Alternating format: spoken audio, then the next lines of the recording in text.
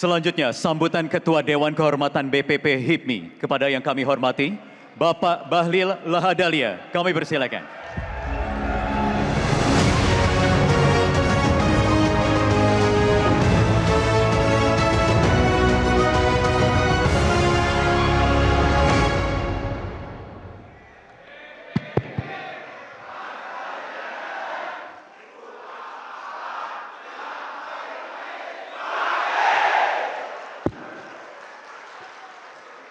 Izin Bapak Presiden, beginilah dinda-dinda HIPMI ini kalau kelakuan begini. Bismillahirrahmanirrahim. Assalamualaikum warahmatullahi wabarakatuh. Shalom, Om Swastiastu, Namo Buddhaya, salam kebajikan. Yang sama-sama kita hormati, kita banggakan dan kita cintai Presiden Republik Indonesia Bapak Jenderal Purnawirawan Prabowo Subianto. Bapak Presiden mewakili Dewan Kehormatan BPP HIPMI yang notabene-nya adalah mantan-mantan ketua umum dan tokoh-tokoh, mengucapkan banyak terima kasih kehadiran Bapak Presiden, karena kami tahu betul jadwal Bapak Presiden sangat padat untuk mengurus kesejahteraan rakyat bangsa dan negara. Yang saya hormati Ketua MPR RI, abang saya Bapak Ahmad Muzani, mungkin biar lebih akrab kita panggil Kanda Ahmad Muzani.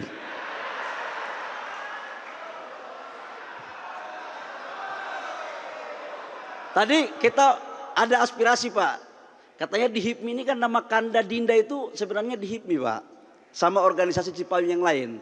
Kalau Bapak berkenan, izinkan seizin Bapak dengan tidak mengurangi rasa hormat, kami juga ingin memanggil Kakanda Bapak Presiden Prabowo Subianto. Setuju nggak? Biar lebih dekat Pak, supaya olahannya cepat masuk.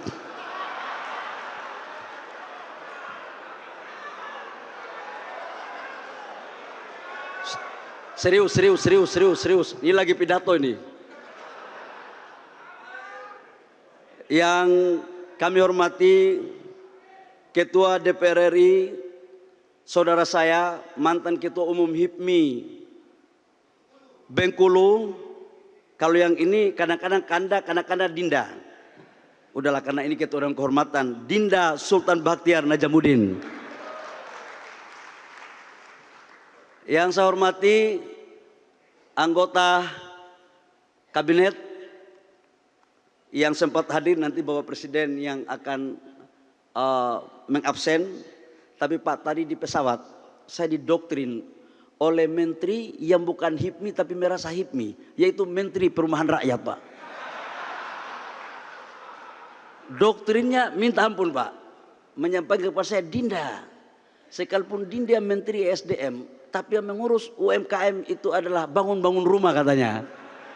Cuman realisasinya kok belum ada juga.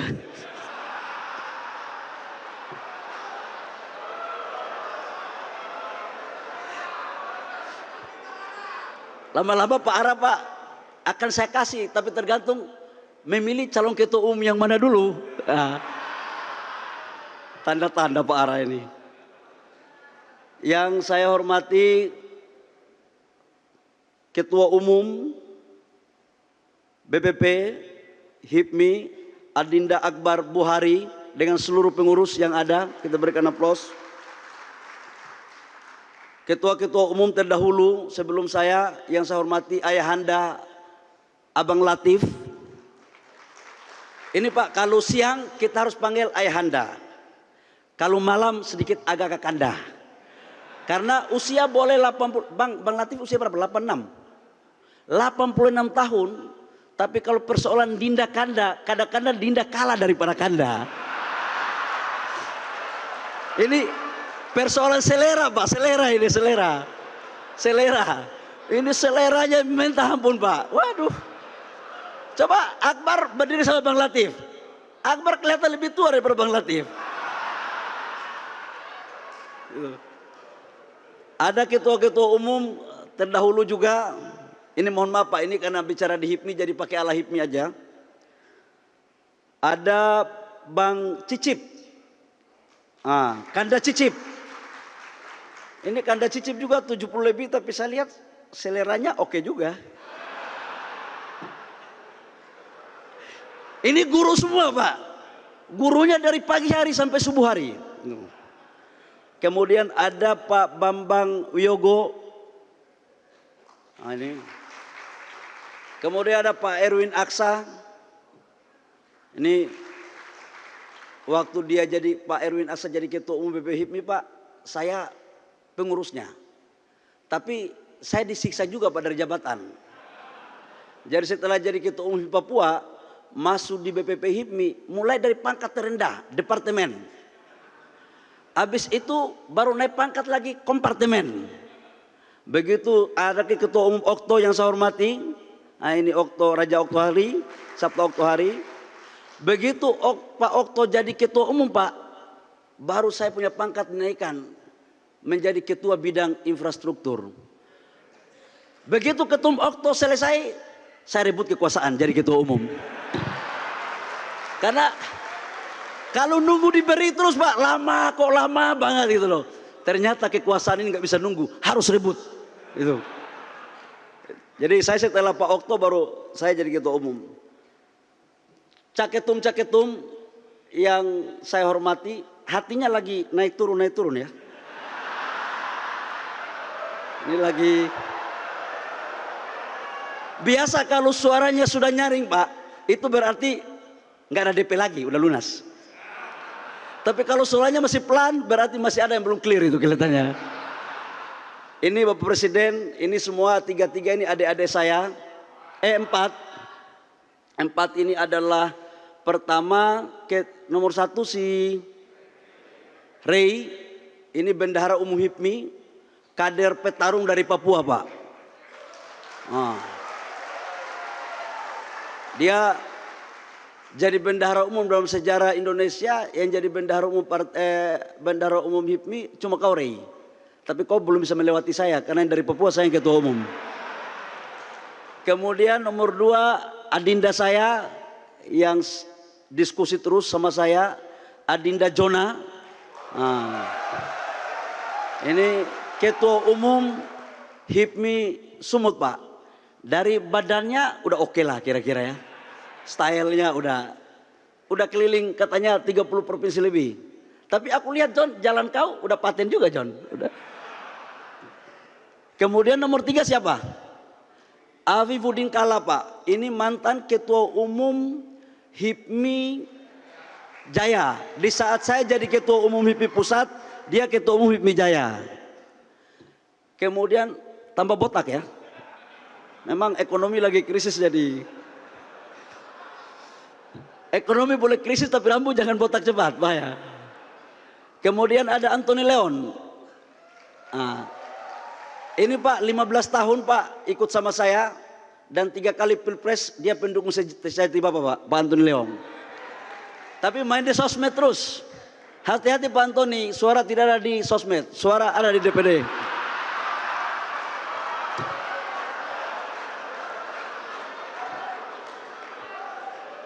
Kau jangan urus senior aja, urus suara gitu. Yang saya hormati Gubernur Provinsi Lampung, Pak Mirza, Bapak Presiden. Ini Pak Mirza ini kader Gerindra yang top. Tapi dia jebolan HIPMI. Waktu saya ketua umum HIPMI Papua, Pak Mirza ini ketua umum HIPMI Lampung. Kelakuannya sangat baik sekali Pak. Sangat baik sekali. Dan hari ini alhamdulillah udah pakai songkok Pak. Itu yang saya terhipnotis. Dengan sahabat saya yang punya kelakuan, makanya saya ikut dia, saya naik haji kemarin. Pak Mirza sama Ibu Wagub ya, saya lihat cocok pasangan kalian. Membangun Lampung ya, membangun Lampung. Dan seluruh anggota Forkopimda yang sempat hadir Kapolda, yang saya hormati, saya banggakan, saya cintai, ketua-ketua umum BPD HIPMI se-Nusantara yang hadir, dan seluruh peserta Munas, hadirin yang berbahagia. Pak Seskap yang saya muliakan, saya hormati, Nanti menteri lain, nanti itu bagian Bapak Presiden sebelum saya kena offside. Bapak Presiden yang kami hormati, hari ini adalah Munas yang ke-18. Tepat 10 Juni lahirnya HIPMI dan usia HIPMI 54 tahun lalu. 54 tahun lalu bukanlah usia muda. Dan HIPMI ini didirikan atas dasar pemikiran panjang dari para pendiri yang dilokomotif oleh Bang Latif. Di pasal 5 anggaran dasar rumah tangga HIPMI, kalau belum dirubah, di situ bicara tentang tujuan. Tujuan HIPMI adalah melahirkan kader-kader entrepreneur yang berjiwa nasionalis, patriotik, dan cinta tanah air. Itu tujuan daripada HIPMI. Dalam perspektif itu saya memaknai HIPMI dalam Munas tidak hanya dianggap sebagai pemilihan ketua umum, tapi minimal ada 3 keputusan besar yang harus dilakukan dalam Munas. Yang pertama adalah menilai laporan pertanggungjawaban ketua umum. Yang kedua adalah membuat program kerja. Dan yang ketiga adalah memilih ketua umum periode berikutnya. Jadi jangan dirubah pemilihan ketua umum aja, yang lainnya juga dipikirkan. Dalam perspektif Bapak Presiden, saya ingin menyampaikan dan melaporkan sedikit, saya menceritakan tentang HIPMI. Memang HIPMI ini Pak, demokrasinya minta ampun Pak. Ini digoreng semua ini kita. Biasanya kalau calon ketua umum itu, pengalaman saya Pak, 1 tahun dulu saya mutar. Saya mutar terus. DPD itu mainkan kita punya perasaan terus. Naik turun, naik turun. Saya lihat ini muka dari Cak Ketum ini semua udah pucat Pak. Jangan-jangan ini yang sukses, tim suksesnya duluan yang sukses daripada Cak Ketumnya. Tetapi saya ingin mengatakan kepada teman-teman bahwa membangun jiwa leadership, membangun jiwa patriotik, dan membangun cinta tanah air, rumusnya salah satu diantaranya adalah kader yang harus meritokrasi. Kader yang harus berproses. Kalau kita ingin mencari proyek atau peluang bisnis, kita harus fight. Kita harus kompetisi. Dan menurut saya, jangan kita malu untuk belajar pada senior dan para guru-guru kita. Izin Bapak Presiden, tidaklah berlebihan kalau saya menjadikan forum yang terhormat ini untuk kami anak-anak HIPMI belajar dari Bapak. Yang pertama, Bapak Presiden di dalam karir TNI-nya melewati fase-fase yang luar biasa. Perang di Tim-Tim, perang di Aceh, perang di Papua, mempertaruhkan nyawa, raga untuk Ibu Pertiwi.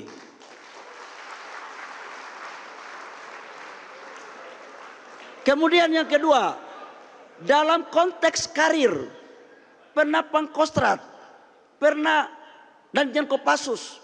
Kalau ibarat di daerah konglomerat, ini sudah ketua kelasnya Konglo juga. Waktu berubah. Kemudian masuk fase berikut, yaitu fase pengusaha. Tidak gampang dari prajurit ke pengusaha. Tapi Bapak Presiden survive, mengembangkan usahanya, dan masuk dalam kategori Konglo waktu itu. Konglo hebat. Tapi satu yang menurut saya yang membuat terinspirasi, bagaimana men-shifting dari pengusaha ke politisi. Pernah kalah 3 kali dalam pilpres, tidak pernah loyo. Tidak pernah loyo. Ikut konvensi Partai Golkar, kalah. Tidak pernah terpikir partai yang Bapak ikut konvensi dulu, saya yang jadi ketua umum sekarang. Nggak pernah terpikir gitu loh. Tetapi dengan daya juang dan menganut mazhab demokrasi yang fight, Bapak Presiden nggak pernah luntur dan menurunkan semangat. Alhamdulillah, pada Pilpres 2004 terpilih menjadi Presiden Republik Indonesia. Pelajaran apa yang saya mau sampaikan? Jadi orang itu jangan memble, jangan sedikit-sedikit ngeluh. Pengusaha yang hebat adalah pengusaha yang mampu bangkit. Jadi kalau sudah ada contoh dari presiden kita, terus apalagi yang kita harus peributkan? apa? Waktu Bapak Presiden menang, yang kalah dirangkul. Yang kalah dirangkul. Terus untuk apa harus ada perbedaan?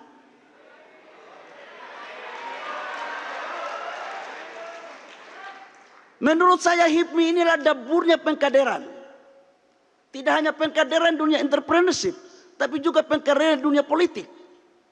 Karena HIPMI melahirkan dua gagasan besar tentang kekuatan daripada militansi, tentang cinta tanah air yang berorientasi pada nasionalisme. Dua, kekuasaan politik direbut diisi dengan kekuasaan ekonomi.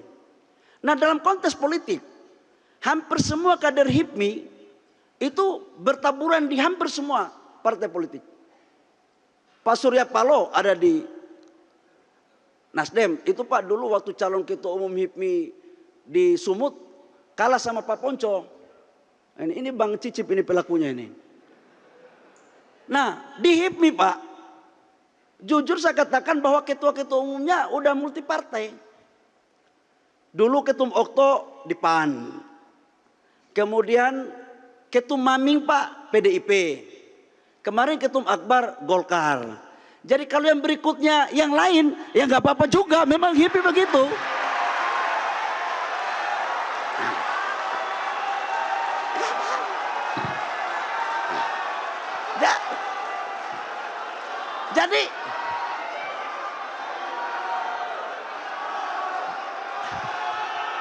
Jadi HIPMI, entar dulu, inilah kalian ini, aku belum titik, baru koma, udah ribut, gimana? Jadi HIPMI itu dinamis, elastis.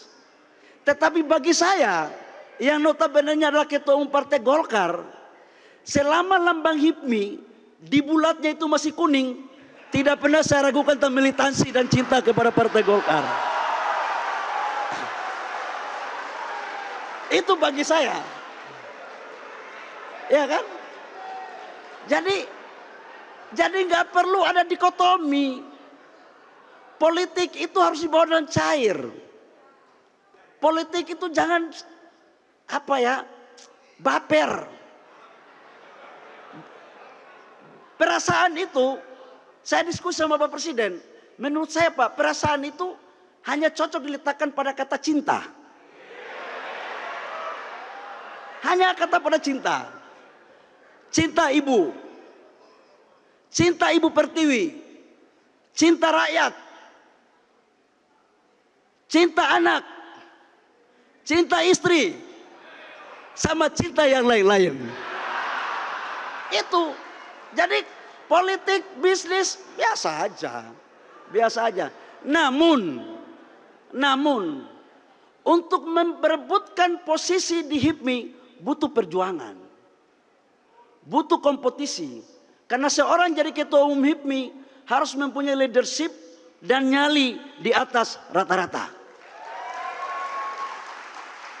Dan itu harus diuji lewat mekanisme kelaziman di dalam internal organisasi HIPMI. Silakan berkompetisi, bertanding untuk bersanding. Jadi habis itu guyuplah. Ini pesan senior ini. Terakhir saya izin Bapak Presiden, kami menyampaikan atas perintah Bapak Presiden tadi sebagai ketua dan kehormatan, ini sebagai Menteri SDM. Perintah Bapak Presiden kepada kami adalah bagaimana membuat arah kebijakan pengelolaan ekonomi negara yang berbasis sumber daya alam harus berorientasi pada kepentingan negara, kepentingan rakyat yang merujuk pada nafas pasal 33 Undang-Undang Dasar 1945. Bapak Presiden ini sejalan dengan roh perjuangan HIPMI. Makanya ketika Bapak Presiden memerintahkan kepada kami tidak pernah ragu. Karena bagi kami, mati membela merah putih dan Undang-Undang Dasar 45 itu jauh lebih berharga dan bermartabat daripada kita melenceng dari apa yang telah ditetapkan oleh para pendahulu kita. Nah, khusus untuk menyangkut dengan pasal 33 tambang, RKAB segala macam. Ini kita ini pingin yang kaya ini tetap kita jaga mereka. Tapi juga harus menarik yang menengah sama kecil. Kalau tidak HIPMI ini pengusaha kecil terus kapan besarnya? Kalian kalau mau menengah kecil terus kapan besarnya? Maka ini adalah arah kebijakan negara untuk mendongkrak yang kecil menjadi menengah menjadi besar, yang besar kita saling memperkuat. Disinilah esensi kolaborasi. Saya pikir itu untuk BBM subsidi dan LPG subsidi tidak ada kenaikan. Itu perintah Bapak Presiden. Tidak ada kenaikan. Terakhir sekalipun MBG itu adalah bagus, tapi saya mau sampaikan bahwa jangan dipelintir. MBG itulah makanan bergizi. Apa? Kamu jangan bilang Bahlil ganteng lagi, aduh kacau sekali. Program ini adalah program harus kita wujudkan sebagai mantan anak orang susah yang pernah busung lapar. Saya katakan bahwa program makanan bergizi gratis ini adalah program mulia. Kalau ada kekurangan, ya sama-sama kita sempurnakan. Tidak usah kita saling menyalahkan. Tugas kita kader HIPMI adalah melakukan hal itu. Demikian Bapak Presiden, kami laporkan, sudah mengerti tadi Kak? Rambu-rambunya tadi sudah? Sudah ya? Kalau ada yang belum clear setengah-setengah kamar lah kira-kira. Tapi saya yakin 4 calon ini bertanding untuk bersanding. Baik-baik semua. HIPMI! Pengusaha pejuang! Baik. Tolong jaga jangan ribut-ribut di Munas ya. Jangan ikut kelakuan saya dulu. Cukuplah berakhir di saya. Tapi saya lihat kok semua tim suksesnya lulusan Akademi 2014. Waktu itu saya calon ketua umum Pak, sempat diskorsing 1 bulan. Karena saya lihat agak kalah dikit, jadi saya buat bagaimana caranya untuk menang, akhirnya diskorsing.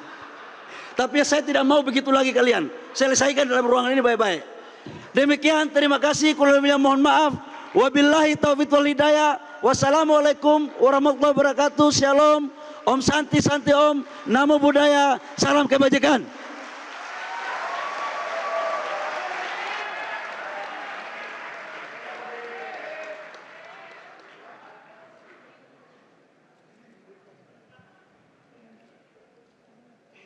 Jelajahi cara baru mendapatkan informasi. Download Metro TV Extend sekarang.